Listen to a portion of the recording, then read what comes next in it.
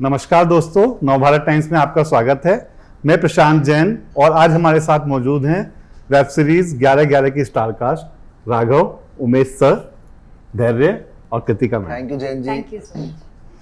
तो सबसे पहले तो मैं राघव आपसे ही सवाल करूंगा कि मैंने ट्रेलर देखा, लेकिन ट्रेलर देख के ऐसा लगा कि अभी इस आदमी को मैंने अभी सिनेमा घर में देखा था इतनी मारकाट में जाते हुए और ये यहाँ पे एक अलग ही अवतार में है। वो मैं अपना क्या है कि कर्मा जो है वो घूम के आता है। तो मैंने इसी जन्म में समझ लिया है कि यार इतना मारकाट अच्छा नहीं है मेरी ऑडियंस के लिए। जो थोड़ी बहुत बच्चे ऑडियंस फैन थे वो भी निकल गए इस वजह से।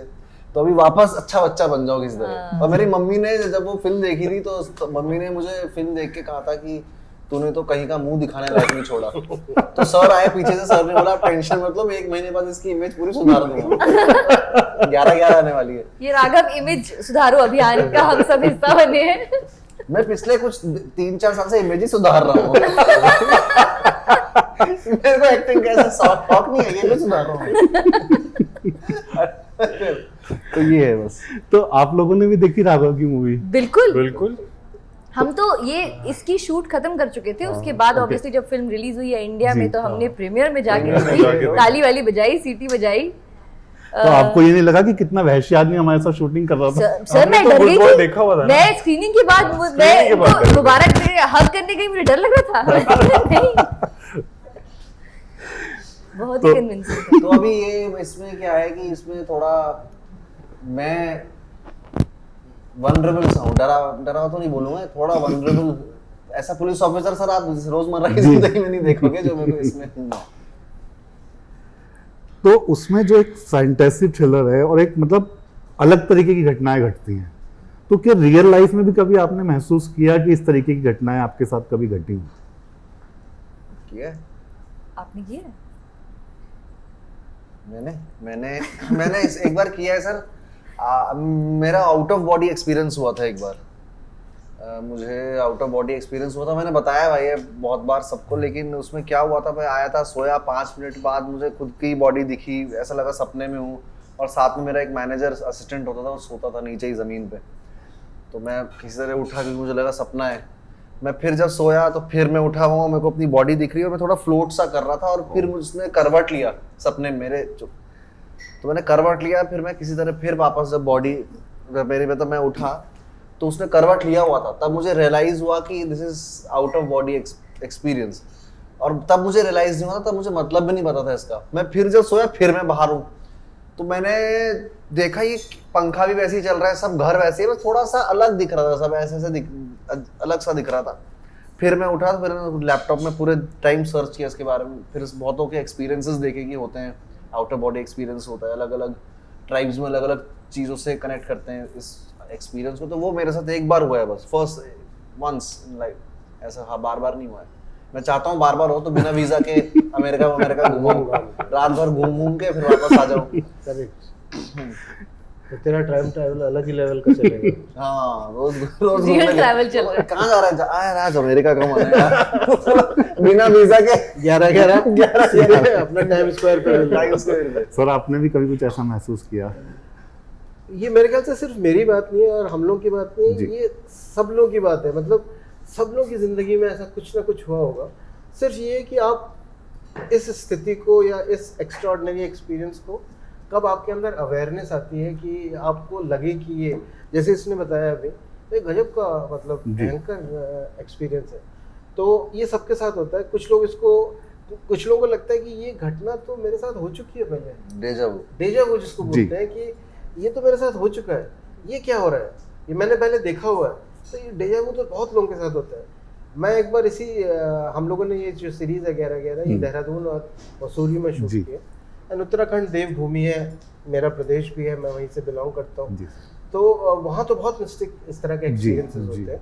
तो इसी फिल्म ये हमने हरिद्वार में भी शूटिंग की है, इसकी ऋषिकेश में भी की है। तो मैं गंगा के किनारे बैठ करके मैंने थोड़ी सी मतलब आँख बंद की और थोड़ा मेडिटेशन में चला गया। तो मुझे सडनली लगा, पहले मुझे वो आवाज़ सुनाई दी गंगा जी की, उसके बाद मुझे सडनली लगा कि there is this huge sort of a vastness जिसके अंदर मैं खोता सा जा रहा हूँ। So it was a depth, and it was as if, you know, suddenly everything, there was something huge, undefined, and I'm part of it. और वो enlightenment या ऐसी कोई फीलिंग नहीं थी कि वो सडनली मुझे डर लगा। मेरे ख्याल से शायद अर्जुन को उसी तरह का डर लगा होगा जब विराट रूप देखा होगा। तो मुझे वो डर लगा कि ये कहीं मुझे मतलब सब गंगा जी समेट ही न ले अपने आप। तो इस टाइप की एक फीलिंग हुई। Then you know these are the moments which make you realise, जो 11/11 का कॉन्सेप्ट है कि समय एक भ्रम है और पास्ट है ना फ्यूचर है, सिर्फ प्रेजेंट है। एंड बेसिकली एक जो यूनिवर्सल कॉन्शियसनेस है, जो कि सिर्फ आप जो है एक प्योर कॉन्शियसनेस है, तो और सब कुछ कनेक्टेड है। तो आई थिंक ऐसी फीलिंग, ऐसे एक्सपीरियंसेस के थ्रू हमें पता चलती है। तो यही एक कॉन्सेप्ट है 11/11 का, जो सिंक्रोनिसिटी का कॉन्सेप्ट होता है, जिसके अंदर इंटरनल और एक्सटर्नल चीज़ें मिल जाती हैं और कुछ without any cause and effect और चमत्कार होने लगते हैं। तो दिस इज द मिस्टिसिज्म जो 11/11 में है। एंड इसके अलावा मिस्ट्री और थ्रिल है, जब ये दोनों कंबाइन हो जाते हैं तो मजा आता है। वाह यार, पूरा इंटरव्यू खत्म कर दिया सर ने, सब बता दिया। चलो इतनी जल्दी हो रही है ना सर, आपने भी रियल लाइफ में ऐसा महसूस किया कभी? सवाल बता, इतना पास करना चाहूंगा 11/11। अब वो जैसे सर ने बोला ना, इसके लिए अवेयरनेस चाहिए। आई होप वो अवेयरनेस आए मुझ में कि मैं ये एक्सपीरियंस कर पाऊँ। मुझे बोल रहा है बिना वीजा के ट्रैवल करे, हम भी करना चाहते हैं। मैम आपने? ये तो सर, ये फिलॉसफी तो है ही बहुत फैसिनेटिंग, बट आप देखिए ह्यूमन माइंड कितना फैसिनेटिंग है। अगर हम किसी चीज में विश्वास डालें तो हमें वो चीजें ज्यादा दिखने लग जाती हैं। वो एक इसी को तो मैनिफेस्टेशन शायद कहते हैं। मतलब कि आप उसको स्पिरिचुअल तरीके से देख लीजिए या लॉजिकल तरीके से, इट्स जस्ट बिलीफ। अब जब से हम लोग जुड़े हैं 11/11 से, और जब से हम शो की बातें कर रहे हैं, बाहर आने वाला है, तब से बार बार घड़ी में 11/11 दिखता रहता है। बचता तो पहले भी दिन में 2 बार था, पर अब ज्यादा दिखता है। तो अब लगता है कि कुछ स्पेशल है, एक अलग सा कनेक्शन हो गया है, ऑलमोस्ट एक लाइफ लॉन्ग कनेक्शन हो गया है। तो इट्स जो सर पहले भी कह रहे थे कि मानो तो भगवान, ना मानो तो पत्थर, वो वाली बात है।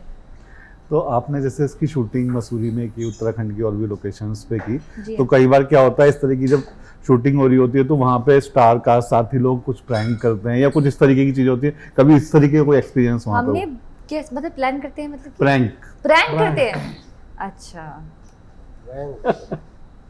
प्रैंक ये क्या ही हुआ है कि हमारा एक्सपीरियंस ही इतना लाजवाब था शूटिंग का, क्योंकि उधर एक तो आउटडोर्स ऑलरेडी बहुत अलग एक्सपीरियंस होता है शूट करना है कोई भी लोकेशन में, रियल लोकेशन में अगर आप कर रहे हैं, और वहां पर कभी हम पहाड़ की चोटी में शूट कर रहे हैं, तो अगर हम प्रैंक करेंगे तो हमारे साथ ही प्रैंक हो जाएगा। सर हमारे साथ प्रैंक कर रहे थे, ऐसी ऐसा लग रहा है। लोकेशन थी वो कि हम किसी के साथ प्रैंक करने जाएंगे तो हमारे साथ ही प्रैंक हो जाएगा वो, क्योंकि हजार फुट की खाई है नीचे, ऊपर हवाएं चल रही ठंडी शीत लहर है ना, -2 डिग्रीज -4 डिग्रीज में शूट किया है। तो उसमें क्या है, अपने आप हंसी आती है क्योंकि मौसम प्रैंक कर रहा होता है, तो अब हंसी आती रहती हंसता रहता है इंसान, क्यों कुछ नहीं की ठंड लग रही है, मजा आ रहा है, आग जल रही है, अच्छा शूट भी करना है, वो लेना है। हालांकि तो नेचर ने हमारे साथ बहुत प्रैंक्स ऐसे वाले खेले। फिर गरम चाय पी ली, बन टिक्की खा ली, थोड़ा सा वो सब किया है, हम बटर चिकन वगैरह खाने गए थे प्रेसिडेंट होटल, और वो सब चीजें की हैं। एक रात को मैं दोस्तों के यहाँ से पार्टी करके आ रहा था, क्योंकि देहरादून मेरा ही घर है, तो डायरेक्ट पार्टी करके अगले दिन शूट करना था मुझे, तो रास्ते मुझे मिला, भाई यहाँ पे मसाज मिलेगी मसाज मतलब दर्द हो रहा था इसके, सब याद है तेरे को होटल एक्शन सीक्वेंस के बाद, और मैं पार्टी करके आ रहा था, अपना सीरियस एकदम सीन वो करके आ रहा था, मैं बहुत गिल्ट में रहता था इसके साथ ना, क्योंकि बहुत मेहनत कर रहा था, मेरे दोस्त लोग मुझे कंसंट्रेट करने दे नहीं रहे थे, ठीक है, तो बहुत गलत बात है यार बच्चों, ये गलत है। तो मैं इसको देखा तो मैंने बोला कि मसाज यार कहीं यार इधर you get this therapy here, वो जो क्या बोलते हैं उसे, फिजियोथेरेपी कुछ मसाज मिलेगी, मैंने कहा तू ऊपर आ, को ऐसी मसाज देता हूँ तेरा सब दर्द गायब हो जाएगा। नहीं मैं जाऊंगा, मैं जाऊंगा सीन में अक्षय कुमार को कॉफी बनाऊंगा, कॉफी पिलाता हूँ, तो वो ऐसे भागा था मुझसे। तो तब मैं समझ गया था कि एक मौसम और सिचुएशन और सीरीज ही इतनी डिफिकल्ट है, आगे जाके डायरेक्टर भी बनेगा। तो जैसा कहते हैं ना कि आप किसी के इलाके में पहुंच जाते हैं, तो आप राघव के इलाके में थे। सर मेरा खुद का घर है वो, मैं 12 साल बड़ा हूँ देहरादून में, पढ़ाई ये भी वहीं से मैं भी वहीं से हूँ, मेरे तो मगर homecoming उन्होंने थी। आपको ज्यादा गाइड किया ना उन्होंने? नहीं, गाइड guide नहीं नहीं। करा सर, वो तो बस क्या कहते हैं, प्रैंकस्टर पूछा था ना आपने सर, तो वो है कभी कभी पता ही नहीं चलता कि प्रैंक कर रहे हैं कि नहीं कर real हो रहा रहे है। हैं। हाँ। और पर मैम मुझे इंट्रोड्यूस कराया जी। है इन सब लोगों ने, सभी लोगों का देहरादून से कनेक्शन है। बिल्कुल। मुझे पहली बार मौका मिला इतना टाइम वहाँ स्पेंड करने का शूट के दौरान, और बहुत ही ब्यूटीफुल जगह है, मतलब मैं वापस नहीं आना चाहती थी। एक तो ऑन लोकेशन शूट करने का मजा ही अलग है, मुंबई में जी। वो बात है ही नहीं।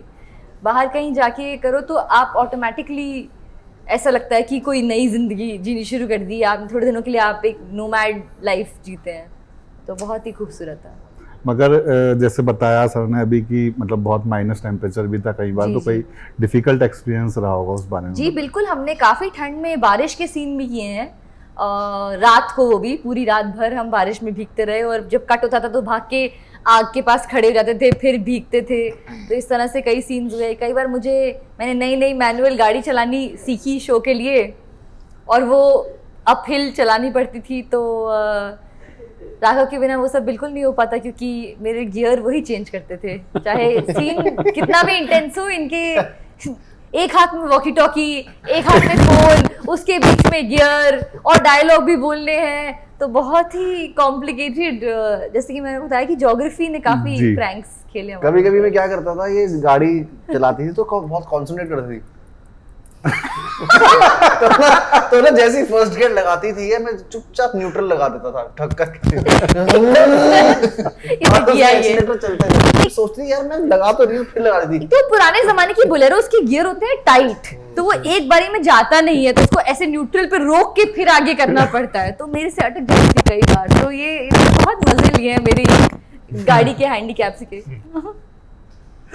तो सर जैसे ये फिर जो सीरीज है इसको एक इंटरनेशनल सीरीज की रिमेक बताया जा रहा है, तो सर कितना प्रेशर होता है जब आप, क्योंकि आजकल लोग इंटरनेशनल कंटेंट को भी काफ़ी कंज्यूम करते हैं जी, अडेप्टेशन, तो फिर कितना अपने ऊपर कितना प्रेशर होता है जब आप इसको यहाँ पे पेश कर रहे होते हैं?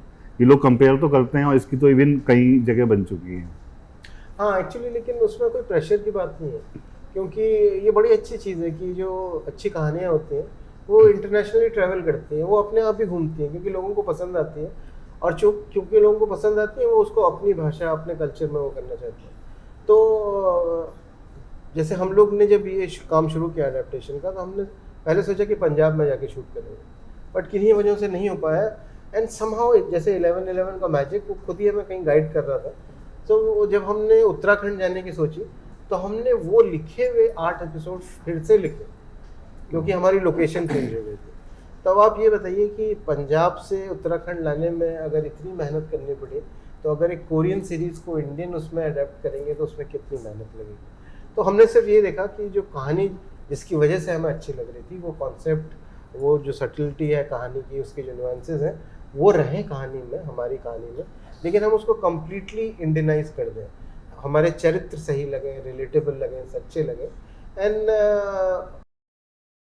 आई थिंक जब वो लिख के आई और सब लोगों ने पढ़ी, तो उनको लगा कि इसमें कुछ बात है, ये कुछ अलग है, कुछ मिस्टिसिज्म, कुछ मिस्ट्री, और अपने इंडियन कॉन्टेक्स्ट में है। तो मुझे कोई ऐसा प्रेशर नहीं लगा। एंड अभी जहाँ तक कंपैरिजन की बात है, या तो मतलब ऐसा भी हो सकता है कि दो अलग अलग चीज़ें दोनों बहुत अच्छी हैं जी। तो हम तो यही उम्मीद कर रहे हैं कि अगर सिग्नल इतना अच्छा लगा है तो शायद 11/11 और अच्छा लगे। तो सर जब इसके डायरेक्शन का आपको प्रस्ताव मिला और आपने देखा कि इसके निर्माताओं में इतने बड़े नाम जो खुद भी बहुत अच्छे डायरेक्टर हैं वो शामिल हैं, तो उस टाइम में आपकी क्या फीलिंग्स थी? बहुत अच्छी फीलिंग्स थी। मैंने कहा एक तो ये कॉन्सेप्ट ही मेरे पास लेके आए थे गुनीत और अच्युत, एंड करण एंड अपूर्वा ने बाद में इस प्रोजेक्ट को ज्वाइन किया। तो जब वो लेके आए तो गुनीत के साथ मैंने पगलेट की हुई थी जी। मेरी पिछली फिल्म, तो बहुत अच्छा अनुभव रहा था। तो मतलब ये उसमें प्रचलित था कि हमारे सेट पे कोई डिवाइन विल है जो कि सारे काम करती है, तो इतना पॉजिटिव फीलिंग थी। तो जब इतने अच्छे लोग ये कहानी को लेके आए, तो ऐसा कुछ नहीं था कि बड़े नाम हैं, बड़े प्रोड्यूसर हैं, तो उससे एक तरह का मतलब मैं अक्सर कहता हूँ कि गुनीत जो है वो कंपनी नहीं चलाती, वो घर चलाती है। तो उसके वहाँ सब it's a very family kind of feeling. And Karan himself being a very creative person, he understands the how to protect his creativity, give them space, trust them. तो एक बार उन्होंने आपको काम दे दिया और आप पे एतबार कर लिया तो फिर पूरा एतबार करते हैं और फिर आप वो ये कोशिश करते हैं कि आपके विजन को जिस तरीके से वो सपोर्ट कर सकें वो सपोर्ट करें. तो एक बहुत ही सिक्योर्ड फीलिंग मुझे थी जब when I was working with Thermatics and Sikya. Kritika, जब आपको इस शो के लिए अप्रोच किया गया तो आपकी फर्स्ट फीलिंग क्या थी? हम तीनों ने इस शो के लिए ऑडिशन दिए. तो ऑडिशन देते वक्त आपके पास थोड़ी इन्फॉर्मेशन होती है, पूरी स्क्रिप्ट उस वक्त आपके पास नहीं होती. तो मुझे जब शुरू में आइडिया था, मैं आपको ऑनेस्टली बताऊं तो मुझे लगा कि अरे पुलिस प्रोसीजरल शोज हम देख चुके हैं, एक और बन रहा है, अच्छा ठीक है, ऐसे वाला था. जब मैंने पढ़ना शुरू किया तो मुझे रियलाइज़ हुआ कि इसके अंदर जो ये मिस्टिकल एंगल है ये हमने अभी तक इंडियन सिनेमा में या OTT पर नहीं देखा है. ऐसी स्टोरी नहीं है जहाँ पे पास्ट और प्रेजेंट कनेक्ट हो रहे हैं, उनमें एक ये फैंटेसी वाला एक एलिमेंट हो जो हम अक्सर सोचते हैं कि क्या हम पास्ट बदल सकते हैं, अगर बदल सकते तो क्या करते. इस शो में वो हो रहा है. वो मुझे इतना इंटरेस्टिंग लगा थ्रू आउट. और उसके अलावा जो मेरा कैरेक्टर था वो भी मुझे बहुत पसंद आया. मैंने इससे पहले भी एक गैंगस्टर का रोल किया था, मुझे पुलिस वाले का रोल करने का मौका मिल रहा था. मैं दोनों टाइमलाइंस में हूँ, तो अलग अलग एज प्ले करना, उसकी पूरी जर्नी प्ले करना. और उसके बाद जब मैं उमेश सर से मिली तो मुझे बिल्कुल ऐसा लगा कि उनके साथ मुझे काम करना ही करना है और वो मेरे लिए फाइनल मतलब सोने पे सुहागा था. पर आपका क्या एक्सपीरियंस था? सर मैं इस रोल के लिए, वो होता है ना एक रोल का इंतज़ार होता है आपको. ये वो रोल था मेरे लिए, क्योंकि काम मैंने पहले भी करा और मैं हमेशा कॉन्शियस रहा हूँ कि किस चीज़ को मैं हाँ कहता हूँ. बट अब दिल की ख्वाहिश यही होती है ना, अब हर सबके दिमाग में एक फिल्म चल रही है और हम तो एक्टर हैं तो हम तो हर फिल्म में दिखते हैं और हर फिल्म में मैं तो खुल के कहता हूँ मैं तो हीरो बनना चाहता हूँ. पहली बारी वो हीरो वाला रोल था इस बारी, तो इस रोल का इंतज़ार था सर मेरे को. तो जब मेरे स्क्रिप्ट पढ़ी और मैंने देखा कि ये नाम जुड़े हुए हैं, मेरे तो एक सेकंड में हाँ थी कि ये इस रोल का इंतज़ार था मुझे. ये रिएक्शन था मेरा कि सर फाइनली अब आई इसकी. और सर आपको तो पहले से ही पता होगा मुझे पाप धोने हैं. तो हाँ, मेरा था कि कुछ करना पड़ेगा यार, वरना मतलब चलना मुश्किल हो जाएगा फुटपाथों पे.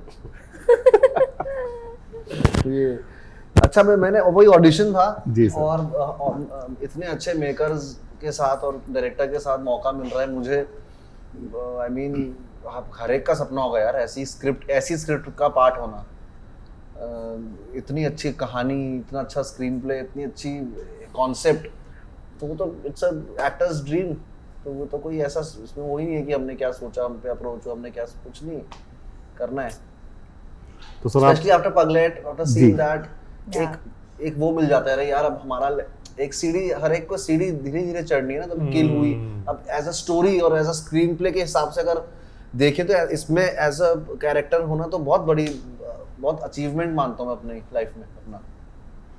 तो सर आप चोर भी बन गए, पुलिस भी बन गए, आप क्या बन गए? अब बीच का कुछ LIC एजेंट देखता हूँ. कहीं कुछ बीच का कुछ मिल जाए तो नॉर्मल लाइफ जिसकी हो, एक आराम से बंदा मिडिल का घर आ रहा है, वापस खा रहा है, पी रहा है, सो जा रहा है. ये पुलिस भी हो गया एक्सट्रीम, चोर भी हो गया, डकैत. अब नॉर्मल कर दो, नॉर्मल CA अब लाइफ बोरिंग कर दो. LIC एजेंट मैडम एक बार सुन तो लीजिए. जीवन बीमा कुछ वैसा होगा टाइप्स. तो बहुत बहुत शुक्रिया आप सभी को हमसे बात करने के लिए.